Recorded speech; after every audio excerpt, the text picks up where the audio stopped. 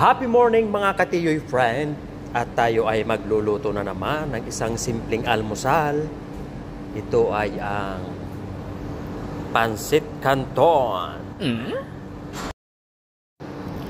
Ayan mga kaibigan, kumukulo na po ang ating tubig. Ilagay na po natin yung ating 2 pirasong Pansit Canton. Kailangan ay half cook lang ang ating pakaluto nito mga katiyoy friend, para masarap ang lasa nito mga kaibigan. Ayan, patayin na natin yung apoy. At susunod mga katiyoy ay ilagay na po natin yung mantika na galing po sa ating Pansit Canton. Sisimulan na po natin yung ating pagluluto. Magbati po tayo ng 2 pirasong itlog. Ayan, prituhin lang po natin yan mga kaibigan. Tulad po niyan. Siyempre, ang susunod po dyan mga kaibigan, ilagay na po natin yung ating hiniwang repolyo. Ayan. Haluin lang po natin yan mga friend. Ilagay na po natin yung ating pinakuloang canton.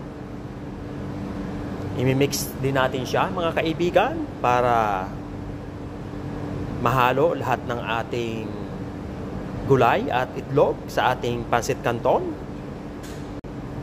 Sunod ay ilagay na po natin yung ating powder na nagmumula sa ating Pansit Canton.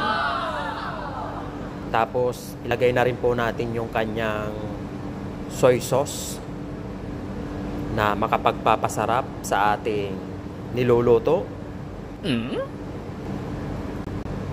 Ayan, haluin din natin para malasang malasa ang ating niluluto. Siguradong marami naman ang makakain natin ito. Ayan, luto na mga katiyoy friend. Abay, matikman na nga natin yung ating nilutong Pansit Canton. Habang init pa ay mag-almusal na po tayo mga kaibigan. Ayan, masarap, may gulay at may itlog, diba? Ooh!